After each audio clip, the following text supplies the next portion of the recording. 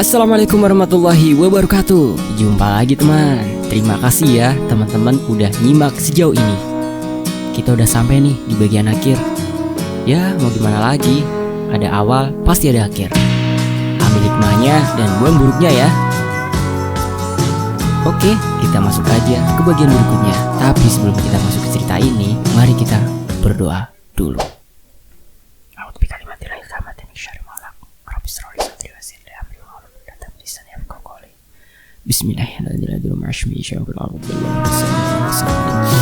Allahumma sholli ala Sayyidina Muhammad sallallahu alaihi wasallam. Oke, kita masuk ke bagian akhir.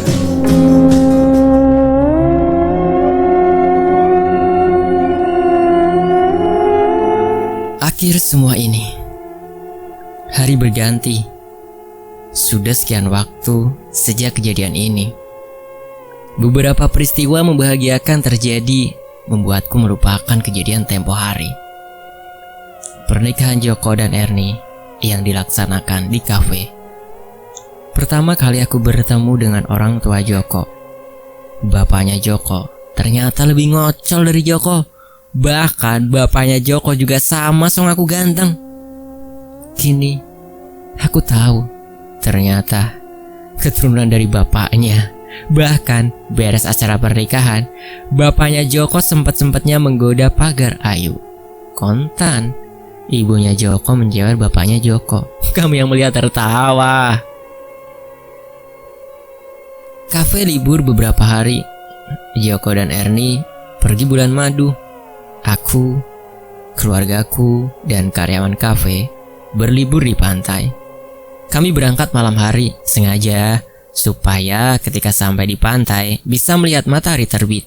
Kali ini aku mengajak pula ibu, Mama Shinta, Tania, juga Diki, tunangan Tania. Sesampainya di pantai, kami menunggu matahari terbit sambil berfoto-foto. Aku memangku Yusuf, putraku yang bungsu. Fiona dan ibuku sibuk menjaga Anissa yang sangat bersemangat ingin main air. Setelah melihat matahari terbit, kami check-in di penginapan. Ayo teman-teman, siapa anaknya Fiona dan Aka? Komen ya. Oke lanjut. Aku tak mengatur acara di sini. Karyawan kafe seperti Rina, Siti, Akmal, Nadia, Rahman, Bejo, Yono bebas mengadakan acara sendiri. Yang penting ketika pulang bareng-bareng. Sedangkan Iren dan Intan lebih senang bergabung dengan keluargaku. Selesai sarapan pagi, yang lain langsung pada main air. Mas Shinta, ibuku, dan Iren pergi belanja. Sedang Tania, Diki, dan Fiona bermain di pinggir pantai bersama Anissa. Sedang Yusuf yang belum genap setahun di pangku Intan. Aku duduk di kursi dengan penginapan dekat pantai, menikmati hawa pantai. Seorang bapak pedagang asongan menawariku souvenir. Maaf ngeganggu, mungkin bos mau beli oleh-oleh kerajinan sini? Boleh pak, jangan bilang bos, saya orang biasa. Bapak itu menyerahkan barang dagangannya untuk kupilih. Aden bukan orang biasa, bahkan putra-putri Aden begitu diterima di sini. Emang bapak tahu anak saya yang mana? Itu yang lagi main pasir dan yang di pangku nona itu. Saya tahu aura anak Aden dan Aden sendiri sama dengan aura orang yang pernah bapak temui. Yang bener pak. Iya, namanya Pak Sugeng, salah satu jawara di sini. Kok namanya sama ya, kayak kakek saya ya pak? Memang itu kakekmu, bahkan kakek buyut Aden pernah di sini belajar ilmu agama dan bela diri sama Abah Nata. Mungkin bapak salah orang.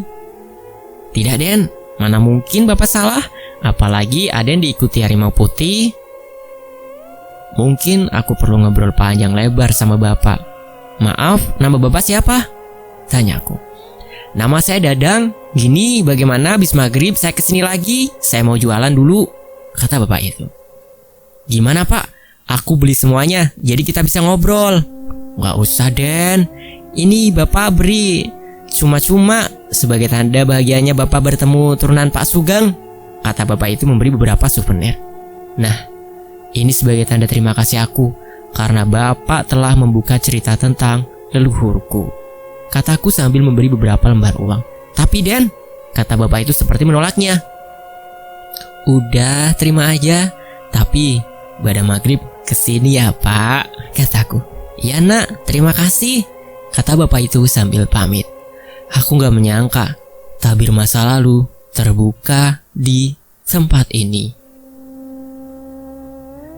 Jam pukul 7 malam, aku masih duduk menunggu Pak Dadang. Semua keluargaku dan yang lain jalan-jalan. Aku menghisap rokok dalam-dalam. Dari jauh, terlihat Pak Dadang mendekat. Maaf Den, tadi lama ya menunggunya. Enggak Pak, silakan duduk. Pak Dadang duduk. Aku memanggil karyawan penginapan memesan makanan dan minuman.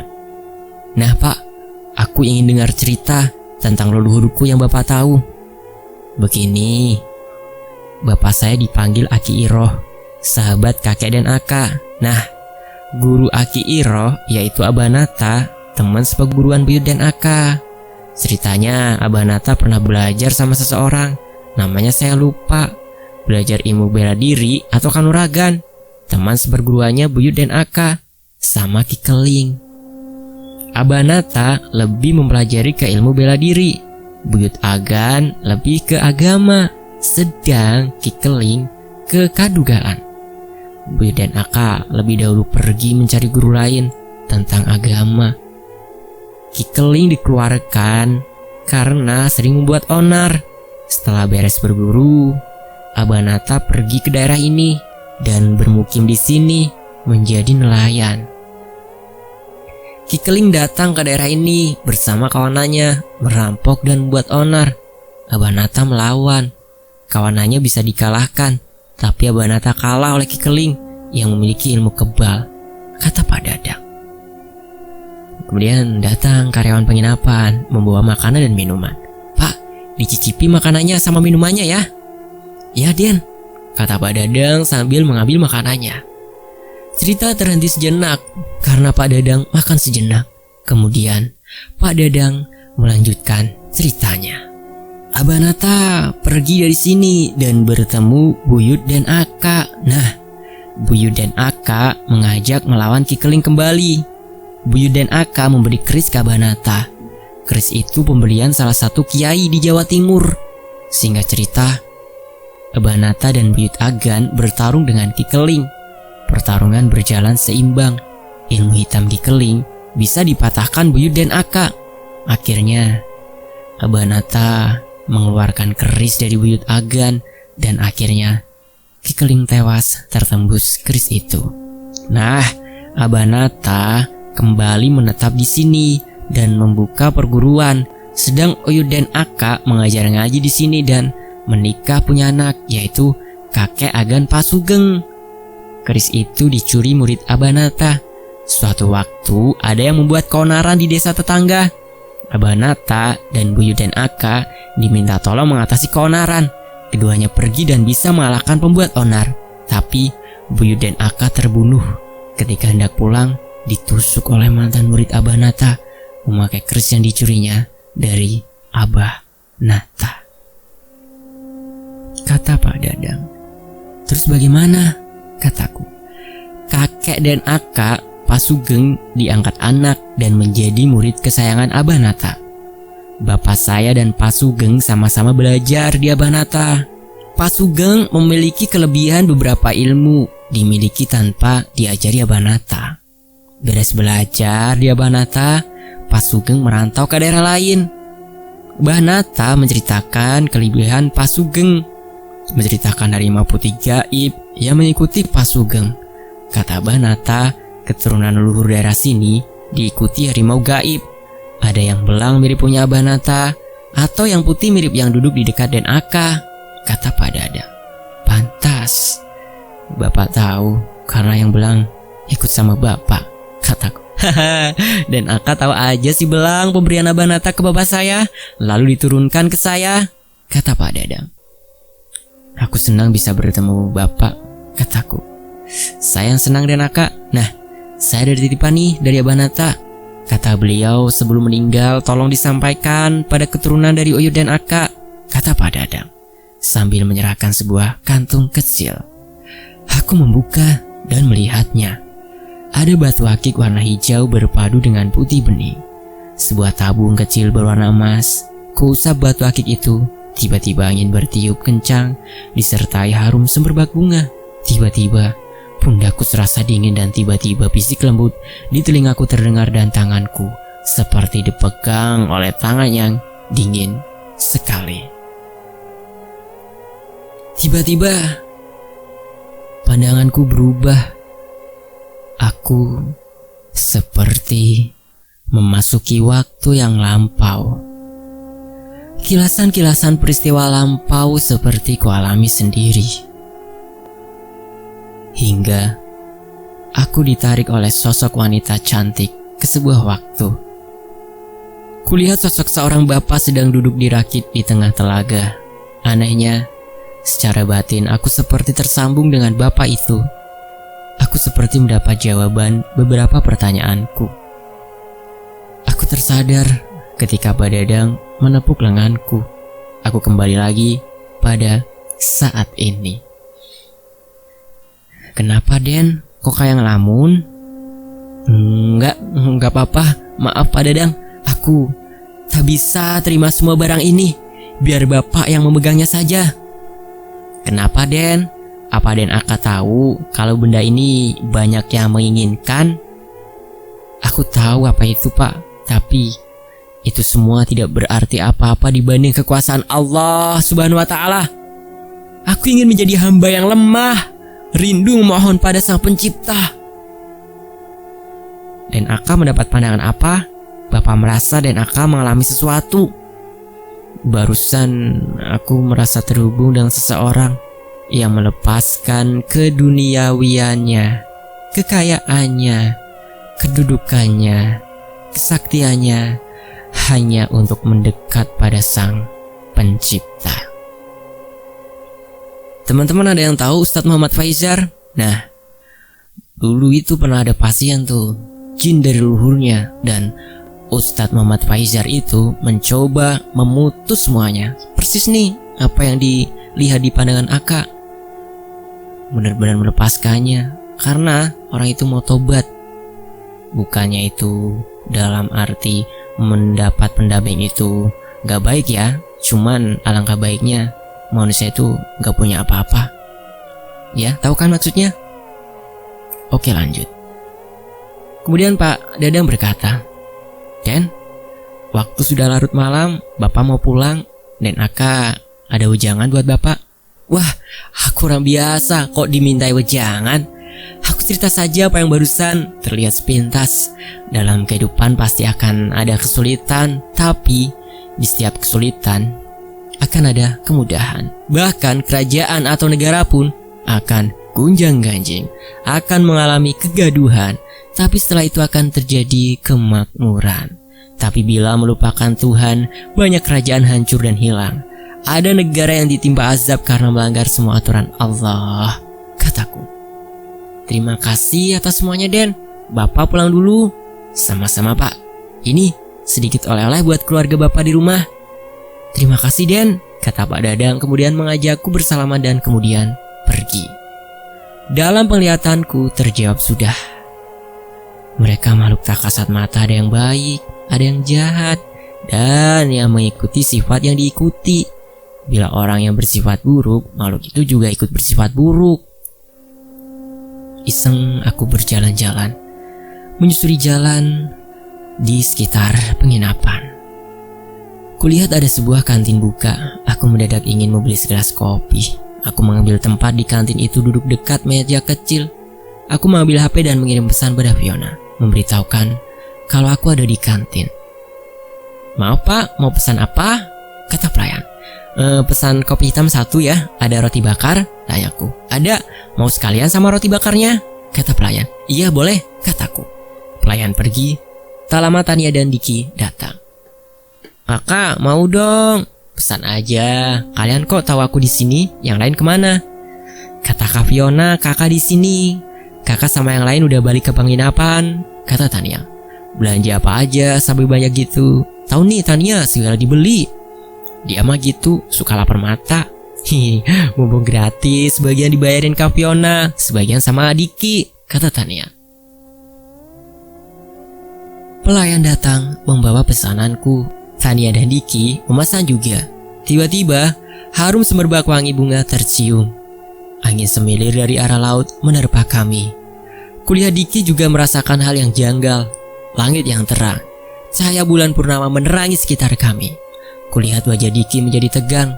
Aku yakin Diki mulai merasakan bahwa akan ada yang datang. Tiba-tiba, tanpa diketahui, kedatangannya dimulai dengan wangi yang sangat harum. Tiba-tiba muncul sosok wanita yang sangat cantik, berbaju terusan berwarna hijau dan berambut panjang. "Maaf, boleh saya duduk di sini?" tanya wanita itu. Tania mengiyakan, sedang kulihat Diki berkeringat, padahal angin bertiup menyejukkan. Pengunjung lain yang melihat wanita itu seperti terpana. Aku merasa seperti pernah melihat sosok wanita di depan itu. Aku mencoba mengingat di mana aku pernah bertemu. Pelayan yang mengantar makanan terlihat sangat segan melihat sosok wanita itu. Kulihat tangan pelayan itu gemetaran ketika meletakkan pesanan di meja. Kini, aku ingat di mana aku pernah bertemu wanita ini. Astaga, wanita ini yang beberapa kali hadir dalam mimpiku dan pernah beberapa kali membantu aku ketika ada yang mengganggu aku. Wanita itu tersenyum ramah pada kami. Tania cemberut karena Diki memandang terus wanita itu. Akhirnya kita bertemu, kata wanita itu. Aku mengangguk. Diki dan Tania memperhatikan kami berdua. "Kamu telah memilih jalan kamu. Kami tetap akan membantu dan menjaga kamu," kata wanita itu. "Terima kasih," jawabku. "Jangan lihat yang jauh, lihat diri sendiri. Tidak jauh dari raga, ada apa dalam dirimu. Jangan menyuruh orang mencari jati dirimu, tapi carilah sendiri. Dan jangan kamu sibuk mencari kesalahan orang lain, tapi carilah kesalahan diri sendiri."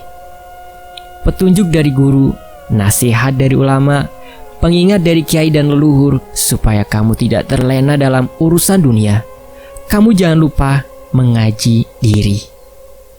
Asal dari mana, sekarang diam di mana, dan pulang akan kemana?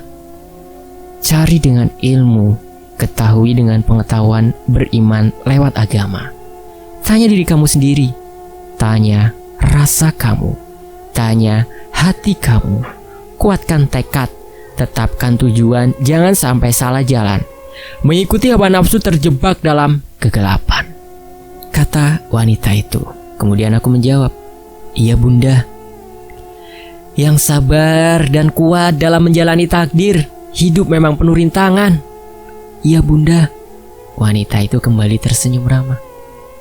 "Kamu Diki, jangan sungkan bila ada permasalahan, tanya Akak." Tania yang sedang makan melotot ke arah Diki ketika nama Diki disebut. Kulihat Diki tertunduk tak mampu menatap tatapan wanita itu. Bila diperhatikan, tidak ada yang aneh dengan wanita itu, kecuali matanya tak pernah berkedip. "Maaf, bagaimana kabar adik di sana?" tanyaku. "Dia baik. Dia juga sering menanyakan kabarmu," kata wanita itu. Tania dan Diki selesai makan. Aku segera menghabiskan kopiku. "Sudah larut malam, kita pulang," kataku pada Tania dan Diki. "Iya kak," kata Diki dan Tania. "Ingat kata-kataku," kata wanita itu. "Iya bunda." Aku berdiri dan wanita itu mendekatiku dan mengecup keningku. "Hati-hati nak," kata wanita itu, dan tampaknya wanita itu agak sedih. Ketika aku hendak membayar makanan, pelayan menolak dan wanita itu bilang padaku, biar dia yang membayar. Aku, Diki, dan Tania berjalan pergi dari tempat itu. "Kakak genit, diam aja dicium wanita itu. Bilangin Kak Fiona baru tahu rasa," kata Tania. Hush, kamu gak tahu apa-apa, diem aja, kata Diki. Apaan sih Diki? Hehe, udah, nanti diceritain pas di penginapan ya. Ingat, jangan lihat ke belakang sampai di penginapan ya. Terutama kamu Tania, awas. Ih, kenapa sih? Takut diceritain ke Kak Fiona ya? Udah, nurut aja. Setelah beberapa waktu berjalan, Tania menoleh ke belakang. Tania menjerit dan memegang tanganku kencang. Kakak, takut, kata Tania. Udah dibilangin jangan lihat ke belakang. Diki menoleh ke belakang. Dia pun terperanjat dan kaget sekali. Kak, kenapa? Kenapa kita berada di pinggir laut? Kantin tadi di mana? Kata Diki. Udah, jangan dipikirin ya. Kita jalan aja. Kami berjalan lurus terus hingga sampai penginapan. Kulihat jam sudah pukul 2 dini hari. Perasaan belum sejam ada di kantin. Anak-anak kafe masih ada yang begadang duduk di luar kamar penginapan. Aku mengantar Tania ke kamar. Mama Shinta membuka pintu kamar. Ternyata Mama Shinta belum tidur menunggu Tania. Aku berjalan ke kamarku dan mengetuk pintu perlahan. Fiona membuka pintu. Aku kasihan, mesti membangunkan Fiona. Kulihat kedua anakku tertidur lelap. Fiona kembali tidur di sisi anakku. Aku duduk di sisi ranjang menatap keluargaku. Aku tahu rintangan berat akan kuhadapi. Semoga aku mampu melewatinya. Keesokan harinya, aku bermain di pantai bersama Anissa. Fiona menggendong Yusuf, putra bungsuku. Anissa sangat senang bermain air. Aku sudah lelah, tapi Anissa masih ingin bermain. Akhirnya, Tania dan Diki gantian mengajak main Anissa. Ibu, Mama Shinta, Iren, dan yang lain menyiapkan makan siang. Kupanggil Tania agar membawa Anissa ke sini untuk makan siang. Kami pun makan siang. Sungguh senangnya makan bersama. Terasa suasana kekeluargaan. Kak, katanya mau cerita kejadian tadi malam, kata Tania ketika selesai makan. Nanti aja pas di rumah ya. Ih, kakak bohong aja. Iya, cerita malam dari mana? Kata Fiona. Iya, sampai jam 2 baru pulang, kata Mama Shinta. Intinya malam itu ya, aku, Tania, dan Diki diundang ke alam lain. Jadi wanita yang tadi malam dan yang lainnya bukan manusia? Kata Tania. Bukan. Pas di sana kakak sadar bukan di alam manusia? Awalnya enggak, tapi pas kamu datang baru sadar. Diki juga tahu. Beneran? Iya bener. Aku sadar pas wanita itu muncul. Makanya pas pulang aku bilang jangan lihat ke belakang. Ih kak, takut pulang yuk. Gak usah takut. Takut itu sama Allah ya. Lagian gak bermaksud jahat. Tetap aja takut. Udah gak usah takut. Iya yuk, kita gabung sama yang lain. Tuh, pada selfie. Kita cari oleh-oleh buat tetangga yuk. Iya, mama juga pengen beli ikan asin, kata Mama Shinta. Akhirnya aku, Fiona, kedua anakku, Mama Shinta dan ibu berbelanja. Yang lainnya bermain di pantai. Aku merasa ada aura hitam negatif dari jauh mengawasi aku. Aku tak begitu memedulikannya dan melanjutkan berbelanja. Pada malam harinya, kami pulang kembali ke kota. Selama perjalanan, aku teringat kata-kata wanita itu. Mungkin ada hubungannya dengan aura negatif yang terus mengikutiku. Sebulan telah berlalu. Semenjak kejadian di pantai, hidupku berjalan seperti biasa. Roda kehidupan berputar. Manusia mengikuti takdirnya masing-masing. Hari itu, aku bertemu dengan Denny di kantor. Denny tidak terpilih dalam pencalonannya sebagai anggota DPRD, tetapi ayahnya terpilih menjadi anggota DPRD provinsi. Denny diangkat menjadi pengurus sebuah partai besar. Apa kamu gak mau ikut aku jadi pengurus parpol? Kata Denny. Enggak Den, aku gak ngerti politik. Nanti aku ajari, aku bisa tempatkan kamu jadi pengurus. Gak perlu Den, aku ingin benerin diri sendiri dulu ya. Jadi pemimpin itu berat, pertanggungjawabannya berat. Mimpin diri sendiri dan keluarga aja, aku gak tahu apa bisa mempertanggungjawabkannya nanti di akhirat. Denny pun berkata, Kalau duduk di partai atau jadi anggota legislatif, bisa memperjuangkan aspirasi dan kepentingan rakyat. Iya, bila tujuan kamu berpolitik seperti itu, aku dukung Den. Aku lebih suka berbuat baik di jalan yang lain. Haha, kamu masih seperti Aka yang dulu, idealis dan baik. Kamu tak pernah berubah, kata Denny. Kamu juga sama Den, tetap bercita-cita menggenggam dunia, kataku. Kamu masih ingat aja obrolan kita waktu SMA?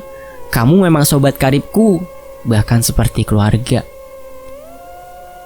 Den, aku pulang dulu ya.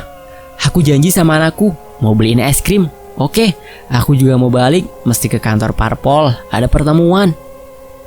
Aku pulang menuju rumah. Dalam perjalanan, aku sempatkan membeli es krim kesukaan Anissa. Sore itu, jalanan sedikit macet. Tiba-tiba watak enak menyergapku. Aku mengucap istighfar dan mempercepat laju kendaraan. Sesampai di rumah, kulihat Anissa sedang bermain dengan Yusuf, adiknya yang sedang berjalan-jalan. Fiona tertawa kecil melihat kelucuan anakku yang bermain. Aku memberikan es krim pada Anissa dan Yusuf. Ketika hendak menggendong Yusuf, Fiona melarangku. Fiona menyuruh mandi dulu. Aku menuju kamar mandi.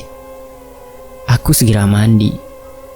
Beres mandi, tiba-tiba badanku serasa panas dan pusing. Aku terduduk di sisi ranjang. Berulang kali aku mengucap istighfar. Aku merebahkan diri di ranjang. Badanku serasa sakit semua. Aku hanya bisa berbaring dan berdoa. Fiona masuk ke kamar melihatku. Yang ditunggu di halaman kok malah tiduran?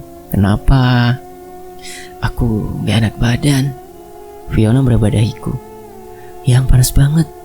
Aku panggil dokter ya. Aku mengangguk. Fiona pergi memanggil dokter dan tak lama dokter datang dan memeriksaku. Dokter memberiku beberapa obat-obatan. Setelah dokter pergi, aku meminum obat. Aku mencoba tidur. Aku merasa antara tidur dan tidak ketika tiba-tiba ada sosok ular hitam besar seperti melilitku. Aku merasa sesak dan sulit bernafas. Lilitan itu terasa sangat kuat. Astaga, muka ular itu mendekati wajahku. Kulihat matanya begitu mengerikan. Desisnya terdengar keras, bahkan hembusan nafasnya terasa belum juluran lidahnya. Astagfirullah, tiba-tiba muka ular itu berubah jadi wajah wanita berambut panjang bermata seperti ular. Kepalanya mendekat sekali denganku, berjarak hanya beberapa senti dari mukaku. Lidahnya menjulur seperti lidah ular, beberapa kali hampir menyentuhku. Aku tak bisa berpaling, badanku tak bisa bergerak. A'udzu bikalimatillahi tammati min syarri ma khalaq. Sosok ular itu berkata sambil berdesis, seandainya kamu mau jadi pengikutku, kamu gak akan mengalami seperti ini.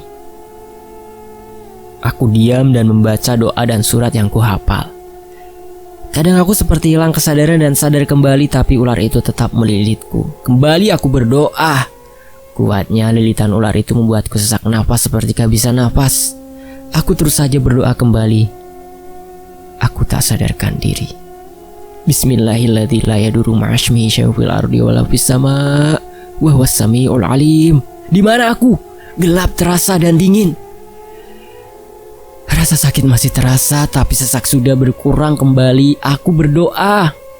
Bismillahirrahmanirrahim. La yadurru ma'asmihi syai'un fil ardi wala fis sama' wa huwas samiul alim. Terdengar suara lantunan ayat suci. Suaranya terdengar lembut dan seperti ku kenal siapa yang mengaji. Itu suara Fiona. Aku berdoa dan perlahan-lahan aku bisa membuka mata. Aku berada di ruang yang serba putih. Kulihat Fiona di sisiku sedang mengaji. Kugerakkan tanganku menyentuh tangannya. Fiona seperti kaget, kemudian memelukku dan mencium keningku. Yang sudah sadar? Di mana ini? Aku tidak kenal ruangan ini.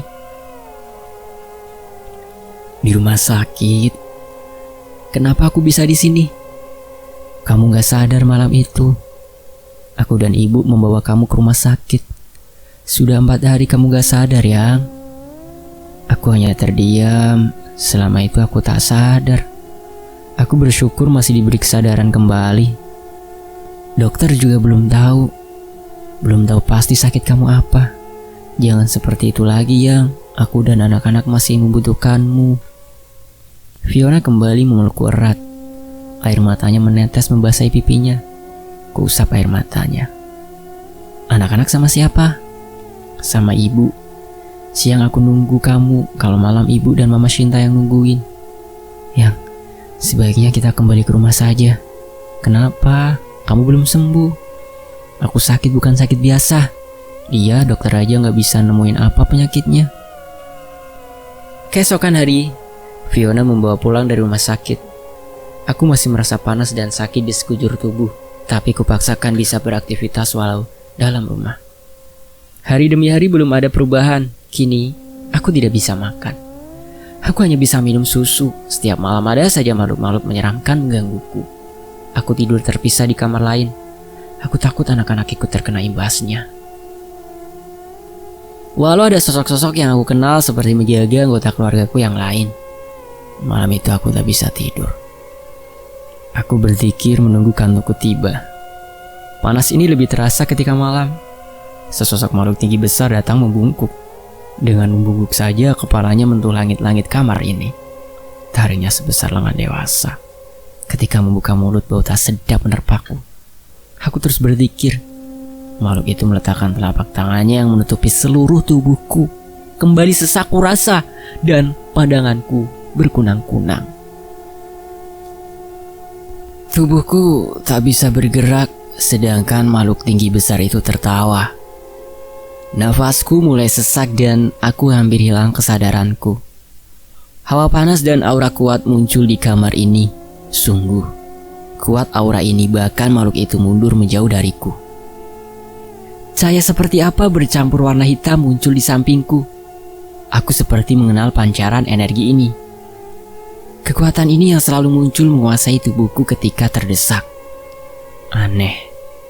Kali ini kekuatan itu tidak bisa mengambil alih tubuhku. Hawa panas kekuatan itu membuat makhluk yang menggangguku terlempar keluar dari kamarku. Dari luar kamar kurasakan kini banyak makhluk-makhluk beraura hitam berdatangan. Tiba-tiba muncul sosok kakek tua di sampingku. Sosok kakek berjanggut panjang muncul di sisiku. Ger, kenapa kamu gak izinkan Eyang masuk ke tubuhmu? Tanya sosok Eyang. Eyang siapa? Kataku. Aku Eyang Lanang Jagat. Kata sosok Eyang. Kenapa Eyang mau merasukiku? Kataku. Aku mau menjaga kamu seperti aku menjaga leluhur kamu. Kata Eyang. Terima kasih Eyang mau bantu, tapi tak perlu merasukiku. Kataku. Baiklah, itu mau kamu. Biar makhluk-makhluk itu aku hadapi. Urusanmu dengan dia mengirim makhluk-makhluk itu. Kata Eyang. Tak lama sosok Eyang hilang dan terdengar seperti suara perkelahian di luar sana. Rasa sesak di dadaku berkurang, tapi rasa sakit di seluruh tubuh masih terasa. Aku kembali berdoa. Tiba-tiba hawa sejuk terasa di sisiku. Tercium wangi harum. Kubuka mataku. Sesosok perempuan cantik berkebaya hijau tersenyum. Nyimas, sapaku. Kanda, bersabarlah dalam menghadapi semua ini. Ingat pesan bunda. Kuncinya ada pada dirimu. Untung kamu tidak membiarkan Eyang Jagat Lanang merasuki tubuhmu. Kata sosok Nyimas. Kenapa bila aku membiarkan Eyang Lanang Jagat merasukiku? Kanda akan terus bergantung padanya. Akhirnya akan terjadi perjanjian. Bila ada perjanjian akan terjadi akibat buruk. Kata Nyimas. Terima kasih atas nasihatnya. Aku harus pergi. Hati-hati dan bersabarlah, kata Nyimas. Perlahan sosok Nyimas menjadi samar dan hilang, disertai angin berembus pelan, disertai wangi harum, tercium dan menghilang. Tiba-tiba pandangan mataku menjadi jelas sekali. Aku bisa melihat sosok yang duduk di dalam rumah mewah. 3 orang ada dalam rumah itu. Seorang tua dan 2 orang itu aku kenal. Satunya mantan karyawanku, dan 1 orang itu yang pernah mengganggu Fiona dan ingin memiliki Fiona. Sekelebat penglihatan terlihat jelas. Orang tua itu pernah dimintai tolong Om Broto, guru dari orang yang memiliki ilmu penglimunan yang menyerang rumahku. Leluhur orang tua itu yang mencuri keris dari Abah Nata. Leluhurnya yang memusuhi leluhurku, dan pegangan orang tua itu turun dari leluhurnya yang telah berseteru dengan leluhurku. Kini tampak sosok suruhan orang itu, ular besar hitam dan sosok raksasa mengerikan. Sosok harimau putih muncul di sisiku, dan sosok lelaki mirip kakekku muncul di sisiku yang lain. Sosok mirip kakekku menjelaskan, mantan karyawanku mengumpulkan dan mengambil apa yang diperlukan untuk mengerjaiku. Manusia wajib berusaha, tapi dalam usahanya tidak boleh yang ditentukan Yang Maha Kuasa. Sekarang berusahalah demi kebaikanmu, kata sosok mirip kakek. Setelah berkata seperti itu, sosok yang menyerupai kakek berubah menjadi harimau belang. Harimau belang dan harimau putih maju menyerang. Sosok raksasa itu menyambut serangan kedua harimau itu.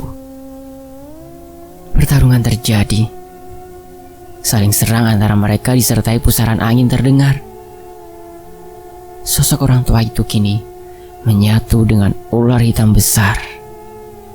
Ular besar itu menyerangku. Aku yang merasakan nyeri di badanku tak bisa berbuat banyak. Hingga sekali lilitan, aku tak bisa bergerak. Kali ini ular itu langsung menghujamkan taringnya ke pundakku. Nyeri sekali kurasa, bahkan untuk menjerit, aku tak sanggup. Mataku kembali gelap, hanya gelap, rasa sakit yang kurasa. Susah payah aku berdoa. Aku tahu aku harus berusaha, tapi aku hanya bisa berdoa. Mungkin itu yang ingin disampaikan sosok kakek. Doa termasuk usaha. Hal yang terakhir bisa kulakukan berdoa. Kupanjatkan doa setulus hati, menyerahkan segalanya pada Allah Subhanahu wa Ta'ala.